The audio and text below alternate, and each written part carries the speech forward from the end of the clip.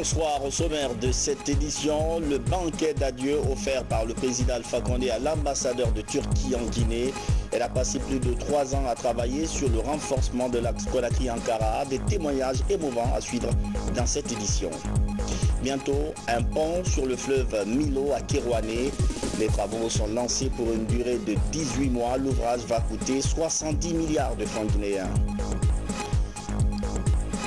Et cette triste nouvelle, 2 personnes tuées hier dans une explosion à Dubreka. Une bonbonne de gaz a pris feu dans une usine de fabrication de fer à béton. 11 personnes également ont été blessées. Voilà pour les titres. Madame, Monsieur, bonsoir et bienvenue dans cette édition d'information. Le Conseil ordinaire des ministres s'est tenu ce matin avec plusieurs sujets à l'ordre du jour, des dossiers courants de l'administration publique. Bernard Tonguino. À Sékou Touréa, la vie de la nation est débattue par l'exécutif. La séance s'ouvre par la communication du chef de l'État. Sur plusieurs sujets d'intérêt national, le président de la République donne des instructions. Le président de la République a instruit les services compétents de veiller au règlement à temps des cotisations dues par notre pays au titre de sa participation aux organisations internationales. Le chef de l'État a rappelé les dispositions du Code minier attribuant à la République de Guinée le droit de transport et de commercialisation de la moitié des productions minières extraites, pour autant qu'elle en manifeste le désir et dispose des moyens et de l'armement maritime prévus à cet effet. Le président de la République a invité le ministre en charge du secteur minier à ce que les activités de sous-traitance relatives au transport de bauxite par véhicule routier soient principalement exercées par les jeunes encouragés à s'associer pour la création de groupements d'intérêt économique GIE. Le chef de l'État a ordonné le recrutement en priorité de jeunes dans la réalisation des travaux à haute intensité de main-d'œuvre, notamment dans les travaux de réhabilitation des voiries urbaines en cours d'exécution, afin de promouvoir en tout temps et en tout lieu l'emploi jeune. Le président de la République a demandé aux autorités concernées de faire respecter strictement la réglementation en vigueur dans le secteur artisanal de l'orpaillage, en prenant entre autres dispositions les mesures relatives à la fermeture des sites d'exploitation durant la période des cultures, ainsi que celles permettant d'éviter l'envahissement des lieux par des exploitants clandestins étrangers. Le chef de l'État a instruit les ministres de la nécessité de communiquer assidûment pour mieux informer l'opinion sur les réalisations du gouvernement et les perspectives de développement résultant des programmes gouvernementaux. En particulier, chaque ministre se doit de présenter par voie médiatique le bilan de son action à la tête du secteur dont il a la charge, afin de bien situer les populations sur les performances réelles de son département. Après la communication du chef de l'État, le Premier ministre fait le compte-rendu des 2 dernières sessions ordinaires du Conseil interministériel. Des sessions au cours desquelles plusieurs ministres ont exposé sur des projets de loi, des projets de décret et autres dossiers courants de leur département. Parmi les exposés, celui du ministre de l'Information et de la Communication relatif à l'examen du projet de décret fixant les statuts de l'Institut national de l'audiovisuel de Guinée. Il a révélé que les archives audiovisuelles, bandes magnétiques, disques, photographies de notre pays sont dans un état de dégradation avancée. Il a soutenu que face aux différentes menaces qui planent sur le patrimoine audiovisuel guinéen, il y a lieu de mettre urgemment en place une nouvelle politique de gestion efficace et adaptée de nos archives, car les enjeux culturels et historiques qui s'y rattachent sont énormes. À cela s'ajoute la pénétration de notre espace médiatique dans l'ère du numérique, qui constitue un défi supplémentaire nécessitant la mise en place de systèmes plus performants aussi bien sur le plan logistique que sur le plan des ressources humaines. D'où la proposition de création d'un établissement public à caractère administratif dénommé Institut national de l'audiovisuel, qui est doté d'une autonomie de gestion administrative et financière. Au terme de l'exposé, le Conseil a décidé de l'adoption du projet de décret fixant les statuts de l'Institut national de l'audiovisuel de Guinée. Au titre des questions diverses, plusieurs informations sont partagées par les ministres des Transports, de la Coopération, des Affaires étrangères et de la culture. Le ministre des Transports a fait une communication informant le Conseil de la récupération par les autorités guinéennes du domaine du crash survenu en Morovia le 11 février 2013 de l'avion transportant des soldats de l'armée nationale guinéenne. Il a proposé qu'une stèle y soit érigée à la mémoire des soldats qui y ont péri. Le Conseil a donné son accord pour cette initiative. Le ministre de la Coopération et de l'Intégration africaine a informé de la tenue du sommet des chefs d'État de la CEDEAO le samedi 22 décembre 2018. Le ministre des Affaires étrangères et des Guinéens de l'étranger a informé que le chef de l'État a reçu une distinction pour son implication personnelle dans le redressement du secteur de la pêche en Guinée lors du forum sur l'économie bleue. Le ministre en charge de la culture informe de la tenue prochaine de la quinzaine artistique nationale. Avant de lever la séance, le président de la République a donné de larges informations sur la situation nationale, africaine et internationale. Et avant de poursuivre cette édition d'information, ce communiqué nécrologique qui nous parvient du bureau de presse de la présidence de la République. La présidence de la République a la profonde douleur de porter à la connaissance du peuple de Guinée et du gouvernement le décès à Conakry ce jour 13 décembre 2018 de Madame Dabo Hadjadjaba Condé, sœur aînée de son Excellence Monsieur le Président de la République, le professeur Alpha Condé, des suites de maladie. La levée du corps est prévue le vendredi 14 décembre à partir de 10h à l'hôpital sino-guinéen, suivi de la prière sur le corps à la mosquée Faisal et de l'enterrement au cimetière de Cameroun. En ce moment de grande douleur, le personnel de la présidence et le RPG Arc-en-Ciel présentent leurs condoléances les plus attristées à Monsieur le Président de la République, à toute la famille éplorée et compatit également à leur chagrin. On vous a annoncé dans nos éditions précédentes la fin des missions pour l'ambassadeur de Turquie auprès de l'État guinéen. Avec sa diplomatie, Conakry et Ankara ont entretenu une coopération féconde. Ce jeudi, le président Alpha Condé lui a offert un banquet d'adieu. Sanassi Keita. Après plus de 3 années d'activité pour un renforcement de l'axe de coopération Conakry-Ankara, l'ambassadeur de la République de Turquie en Guinée rentre définitivement. Le président de la République a à cet effet organisé un banquet d'adieu en son honneur. Plusieurs personnalités étrangères ont pris part à l'invitation du chef de l'État pour honorer cette diplomate qui s'est toujours battue pour redynamiser les relations d'amitié et de coopération entre les peuples guinéens et turcs. Les exemples de coopération sont d'autant plus nombreux que je ne pourrai pas tous les citer ici. Je voudrais terminer mes paroles en soulignant combien je suis fière d'avoir servi en Guinée, qui avec ses potentiels humains, naturels, économiques et socio-culturels sera un jour, je suis convaincue, la force motrice du développement et de l'essor de l'Afrique de l'Ouest. Je vais m'interrompre ici. Je rentre en Turquie avec d'innombrables souvenirs, de merveilleux moments et de preuves d'amitié. Je dois avouer que la Guinée m'a contaminée avec son énergie. Je suis maintenant contaminée par l'amour de l'Afrique. Pour conclure, je présente mes remerciements les plus sincères à vous, Monsieur le Président de la République de Guinée, ainsi qu'à son Excellence, Monsieur le Premier ministre, tous les membres distingués du gouvernement et les autorités guinéennes pour leur collaboration et leur soutien continu à mon pays et à moi-même dans l'exercice de mes fonctions depuis plus de 3 ans. Je sais compter sur vous pour le soutien que vous accorderez aussi à mon successeur, l'ambassadeur Ege Tureman. Le président de la République n'a pas manqué de remercier Nour Sagman pour ses nombreux efforts consentis dans le cadre du raffermissement des relations d'amitié et de coopération entre la Guinée et la Turquie. Je voulais évidemment souhaiter que vous restiez plus longtemps parce que vous êtes attaché à la Guinée, vous avez montré à travers l'action avec la première dame et autres.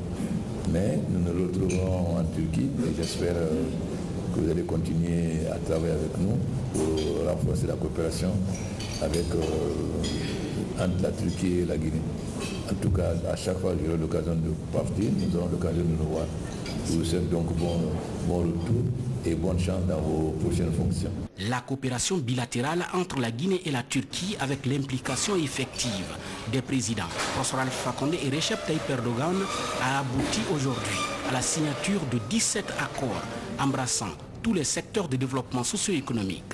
Un bel exemple de coopération bâtie sur le respect mutuel.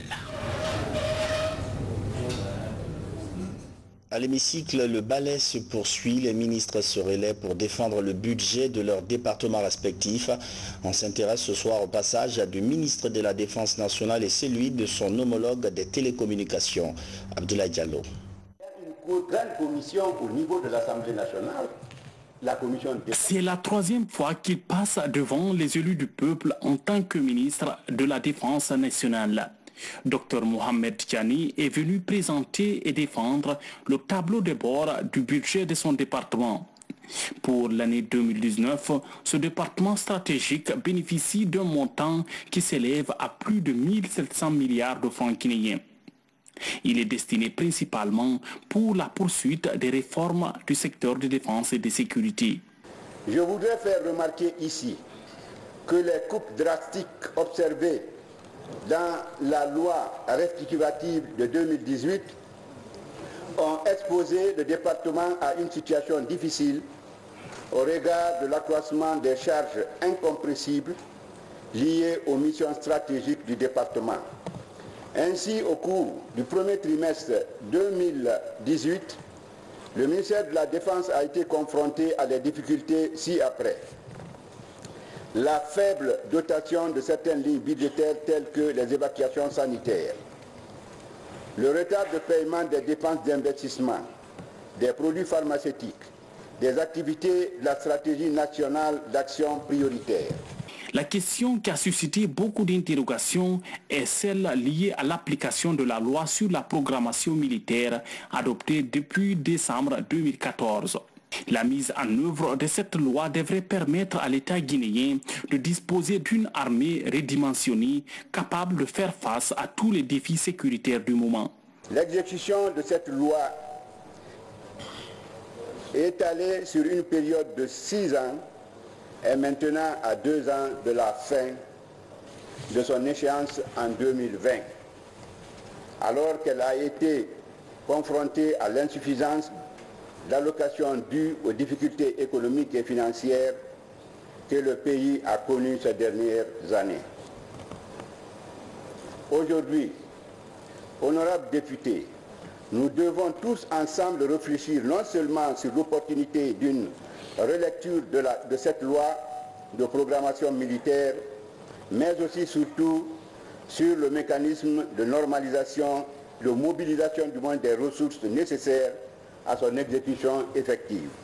Peu après lui, c'est le ministre Moustapha Mami Diaby qui présente le plan sectoriel des télécommunications et de l'économie numérique. Il vise à favoriser le développement de l'écosystème du numérique et à faire des techniques de l'information et de la communication une locomotive dans la croissance économique et sociale de la Guinée. Pour ce faire, nous avons identifié 3 grands piliers d'intervention dans notre document de politique et de stratégie nationale de développement des TIC et de l'économie numérique pour la période 2016-2020,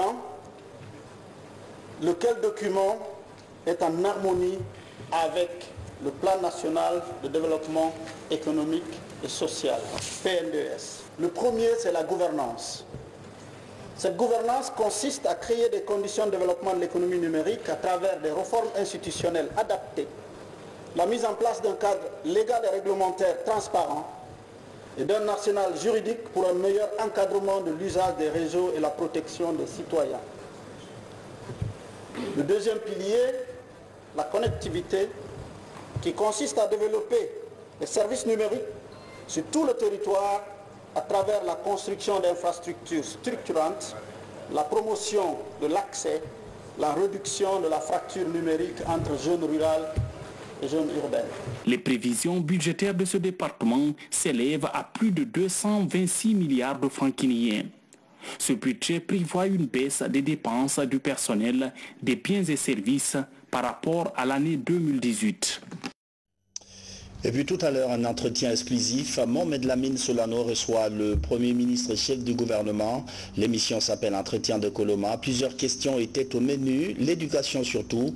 Une occasion pour le Premier ministre de renouveler la volonté de son gouvernement à dialoguer pour une sortie de crise. Extrait. Ceux qui croient que le gouvernement refuse de négocier, ce n'est pas vrai.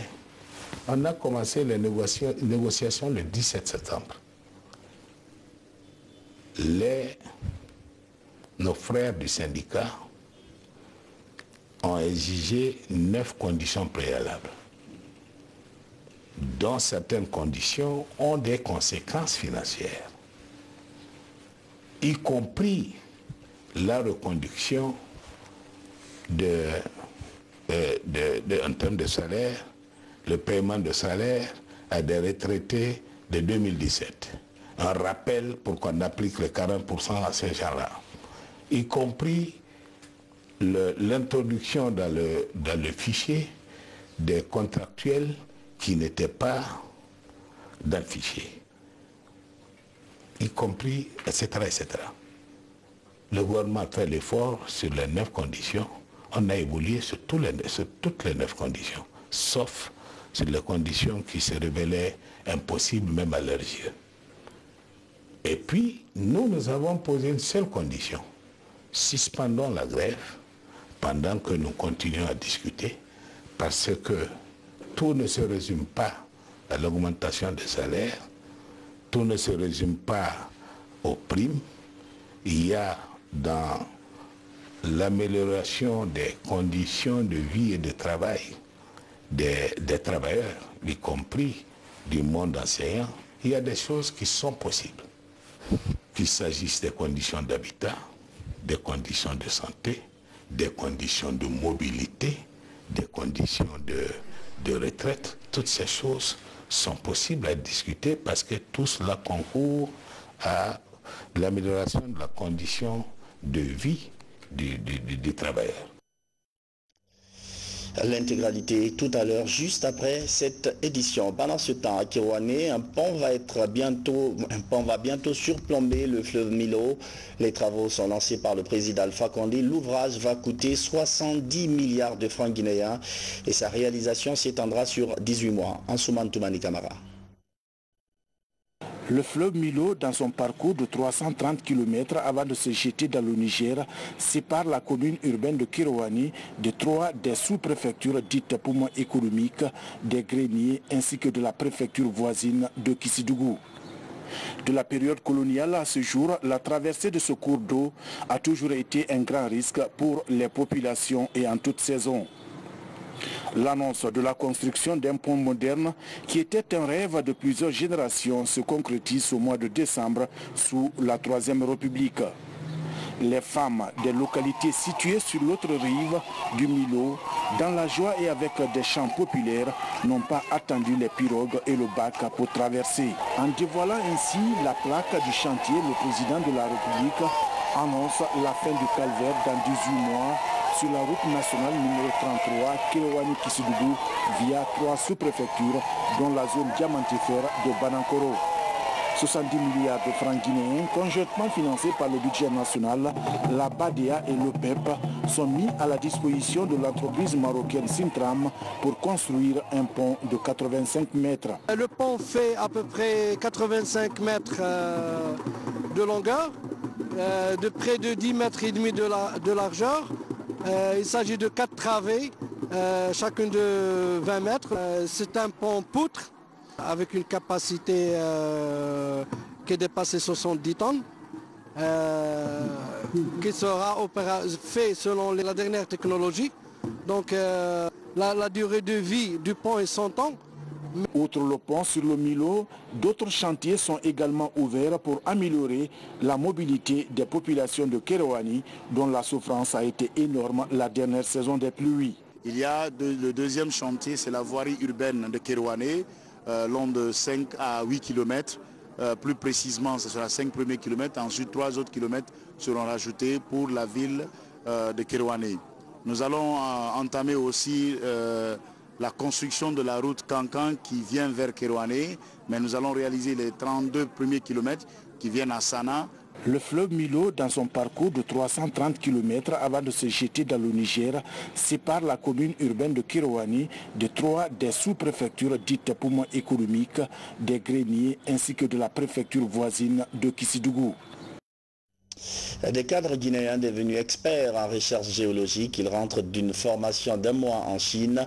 Leur compétence est désormais mise à la disposition du ministère des Mines. Valérie Talimani. Durant 1 mois, la trentaine de jeunes cadres a amélioré ses connaissances dans le domaine de la géologie. L'idée de cette série de formations démarrée en 2017 est de consolider le capital humain en matière de recherche. C'est la poursuite d'un vaste programme présidentiel de qualification des compétences locales. Nous sommes dans un domaine technique, un domaine scientifique qui évolue de manière rapide.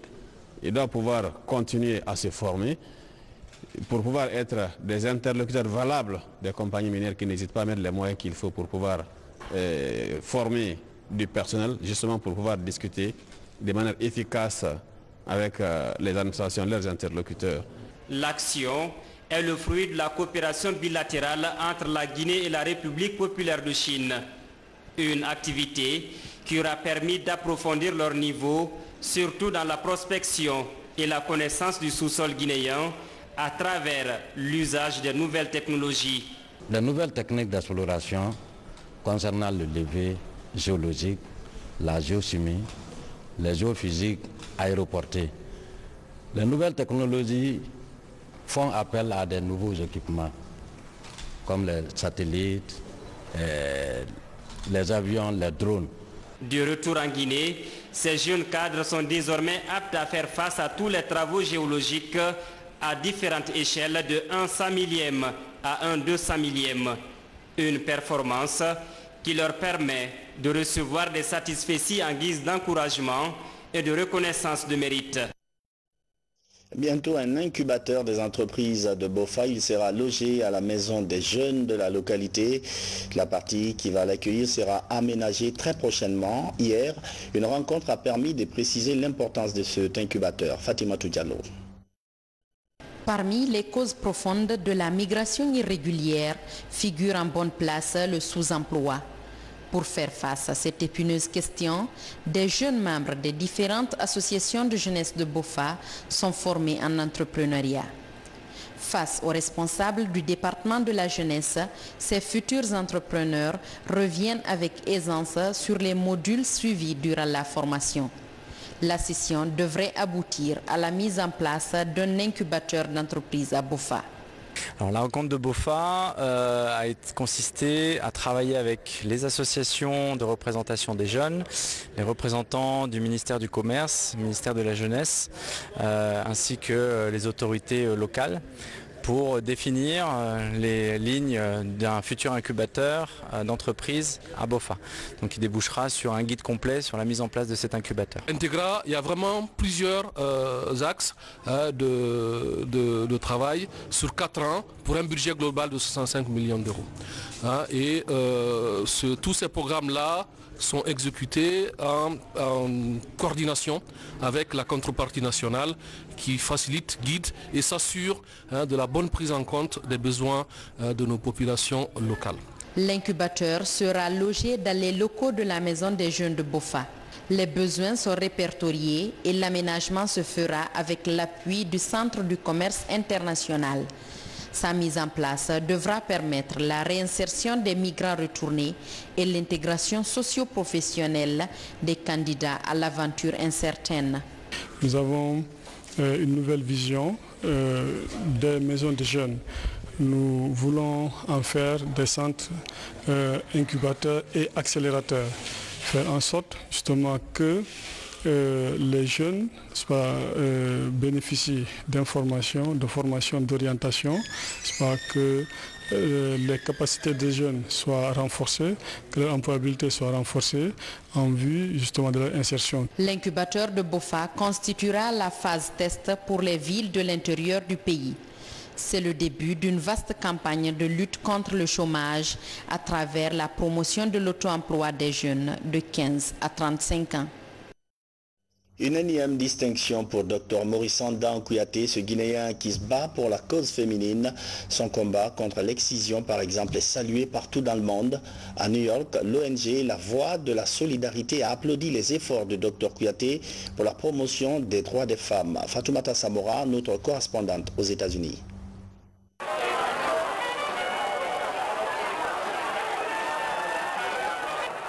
Lorsqu'il s'engageait en 1983 dans la lutte contre les mutilations génitales féminines et l'excision, Dr Maurice Sanda Kouyaté a été qualifié de rêveur. Ce rêve est en passe de devenir une réalité. Plusieurs distinctions et reconnaissances lui sont adressées. Ce 10 décembre 2018, 70e anniversaire de la Déclaration universelle des droits de l'homme, le combat du Guinéen est reconnu par les Américains aussi. À travers ce prestigieux prix décerné auparavant à l'ancien vice-président américain Joe Biden et au secrétaire général des Nations Unies Antonio Guterres. Dr Kouyaté est un modèle pour les autres hommes parce qu'il a le courage de se lever et dénoncer les violences faites aux femmes. Les hommes qui pensent que cela ne leur concerne pas se trompent. En recevant cette autre distinction de l'ONG La Voix de la Solidarité, ici à New York, le directeur exécutif du comité interafricain se dit plus que jamais engagé dans la lutte contre les pratiques traditionnelles néfastes à la santé des filles et des femmes. Le combat de ce médecin pédiatre est aujourd'hui devenu un héritage porté par toute sa famille. Je suis très fier et très heureux et je voudrais remercier toute la Guinée, surtout les femmes de la Guinée, remercier notre gouvernement et remercier le président de la République qui lui aussi s'engage dans cette lutte auprès des femmes. Donc je suis très content et je suis ému aussi. Et la seule chose qui me rend triste, c'est que ma maman est partie 6 mois avant. J'aurais bien voulu qu'elle soit là pour voir ce prix. Fervent défenseur des droits des femmes et des enfants, Dr Maurice Sanda Kouyaté est convaincu que la restauration de l'équilibre de l'humanité passe par la restitution de tous les droits des filles et des femmes. Selon lui, la réalisation de cet idéal devrait être un devoir pour tous. Un retour au pays, l'agriculture principal moteur de développement en Guinée. Un jeune opérateur économique vient de mettre en valeur plus de 100 hectares de domaines rizicoles à Sangiana d'Ankouroussa. Une façon pour lui de participer au programme national d'autosuffisance alimentaire. Nabi Kamara. L'agriculture intéresse de plus en plus les Guinéens.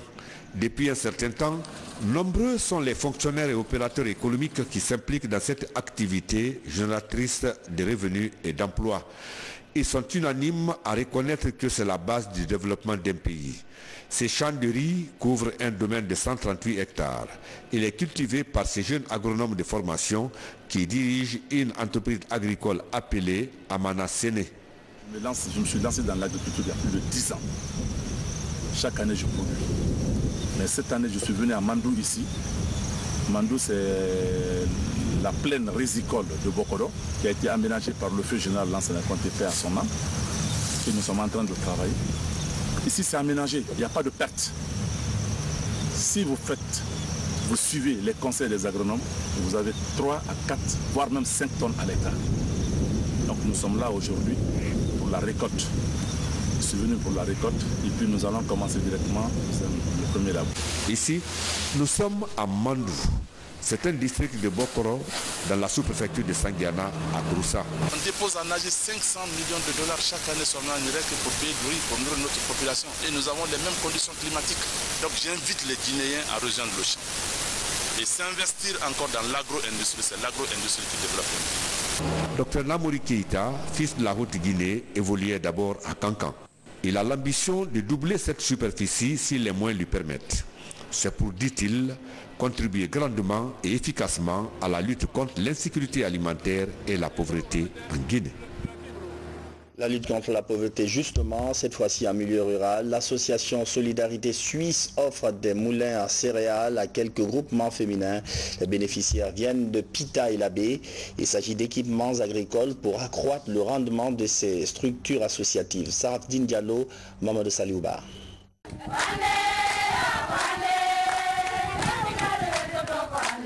À Kol-Laguel, dans Dalaba, une joie s'empare du groupement féminin de la localité. Ils bénéficient de moulins à céréales, tout comme les groupements de Bantingel d'Ampita et de Gouba à Labé. Un geste de l'ONG Solidarité Suisse-Guinée pour accompagner ces femmes dans la lutte contre la pauvreté. Nous travaillons d'abord avec des partenaires locaux, des ONG locales. Quand ils nous demandent ils adressent des demandes de financement, nous transmettons auprès de nos différents bailleurs qui sont les communes de Genève et de la Suisse. Présentement, on est sur un financement de la ville de Genève pour appuyer les groupements féminins des 3 communes rurales pour les doter des équipements de transformation des produits agricoles. Avant, on souffrait beaucoup. On pilait tout ce qu'on mangeait par nos propres mains. Aujourd'hui, à l'aide de la solidarité Suisse-Guinée, on a obtenu des moulins à céréales qui nous facilitent les tâches. Depuis plusieurs années, ces femmes évoluent dans l'agriculture. Cet appui en équipement agricole permettra à ces 3 groupements bénéficiaires d'améliorer leur rendement agricole. Il y a quelques mois auparavant, on les a sensibilisés sur les mutilations génitales féminines. Donc à l'issue de ces sensibilisations, ces femmes nous ont montré quelques-unes de leurs difficultés. Donc elles nous ont demandé des équipements qui peuvent alléger leurs tâches quotidiennes, des moulins et des décortiqueuses. Favoriser l'épanouissement des jeunes et des femmes, l'association Solidarité Suisse-Guinée a déjà construit et équipé des infrastructures sociales de base dans d'autres localités. Les travaux de la COP24 ce matin, les ministres de l'Environnement se sont retrouvés pour annoncer des mesures concrètes. Comment traiter la question du réchauffement climatique? La Guinée est allée à cette rencontre avec sa proposition. Et puis il y a eu, en marge des travaux, des entretiens entre la délégation guinéenne et la Banque africaine de développement. Envoyé spécial, Mohamed Alpha Baldé. Il aura fallu 48 heures pour écouter l'ensemble des représentants des chefs d'État venus réaffirmer la position de leur pays face à l'un des plus grands défis du siècle, la lutte contre le réchauffement de la planète. Les discours et les positions varient en fonction des pays qui souvent mettent en avant leurs intérêts nationaux, notamment les pays les plus avancés principaux émetteurs de CO2. La représentante du chef de l'État guinéen est revenue sur les efforts déjà consentis par le pays avant d'inviter les États partis à plus de sacrifices pour éviter une catastrophe irréversible. Maintenant que tout le monde est conscient des défis qui nous attendent et de l'intérêt à tous de souscrire à l'effort commun, alors le temps n'est plus à l'attentisme et aux hésitations improductives. Le temps de s'engager et surtout de mettre en exécution ces engagements est arrivé. L'action climatique doit être intensifiée de toute urgence pour éviter une catastrophe supplémentaire. L'un des passages les plus remarqués reste l'intervention de la représentante américaine qui réitère la volonté de son pays de sortir de l'accord de Paris si celui-ci n'est pas renégocié au goût de l'oncle Sam. Pour leur responsabilité historique, les États africains comme le Congo, grand pays forestier et puits carbone, appellent au respect des engagements de Paris. Le bassin du Congo, comme les différents bassins qu'il y a, mais la particularité du bassin du Congo, c'est qu'à lui tout seul, il a 10% de la biodiversité mondiale. Et aujourd'hui, ces tourbières capturent, séquestrent 30 milliards de gigatonnes de carbone. Et il faut le dire et se l'approprier, c'est quand même 15 à 20 ans d'émissions de gaz à effet de serre des États-Unis et 3 ans de toute la planète entière. Pendant ce temps, les négociations piétinent. Aucune avancée significative n'est encore obtenue. Car pour avancer sur un point par exemple, l'ensemble des pays doivent être d'accord sur la question. Après plus de 10 jours de négociations, toutes les communications des 197 États signataires de l'accord de Paris sont passées. Peu d'avancées concrètes à signaler dans les pourparlers de Katowice. Même si un miracle pour l'application de l'accord de Paris n'est pas à exclure, les chances que ce miracle se produise ici en Pologne sont très minimes. Et puis je reviens sur ces 2 communiqués. Le premier, il est transmis par le bureau de presse de la présidence de la République. La présidence de la République a la profonde douleur de porter à la connaissance du peuple de Guinée et du gouvernement le décès à Conakry ce jour, 13 décembre 2018, de Madame Dabo Adja-Djaba Condé, sœur aînée de son Excellence Monsieur le Président de la République, le professeur Alpha Condé, des suites de maladie. La levée du corps est prévue le vendredi 14 décembre à partir de 10h à l'hôpital sino-guinéen, suivi de la prière sur le corps à la mosquée Faisal et de l'enterrement au cimetière de Cameroun. Que l'âme de notre regretté Adja-Djaba Condé repose en paix. Amen. Le second communiqué, il est signé du bureau politique national du RPG Arc-en-Ciel qui, en ce moment de grande douleur, présente ses condoléances les plus attristées à Monsieur le Président de la République, à toute la famille éplorée et compatit également à leur chagrin. Un accident de travail hier à Dubreka, un véritable cauchemar à l'usine de fabrication de fer à béton. Une bonbonne de gaz a explosé, faisant 2 morts et 11 blessés. Ce matin, une équipe de la RTG était sur les lieux pour essayer d'en savoir un peu plus. Maurice Sidibé. Au pied du mont Kakulima, dans la préfecture de Dubreka, Odaf Multi Industries, une société indienne de fabrication de fer à béton. Au sein de cette usine se trouve une unité de fabrication de bonbonnes de gaz. Selon les témoins, au moment où ce camion était stationné aux environs de 14 heures pour embarquer des bonbonnes de gaz, c'est en ce moment précis qu'une bouteille a cédé, entraînant une déflagration. Sur toutes les bouteilles, il y a les mesurettes qui démontrent que si c'est rempli ou non. Bon, par souci, je ne sais pas ou bien par quoi, on a pu oublier jusqu'à ce que la bouteille s'est remplie et puis il y a eu l'explosion. C'est l'explosion maintenant qui a causé tous ces dégâts que vous voyez comme ça. Bilan, 2 morts et 11 blessés. Sur le site, des tôles arrachées, des bonbonnes de gaz non explosées éparpillées et les installations tiennent à peine debout à cause de l'intensité de la déflagration. Ils ont fait un petit centre pour les besoins de leur consommation propre à l'usine.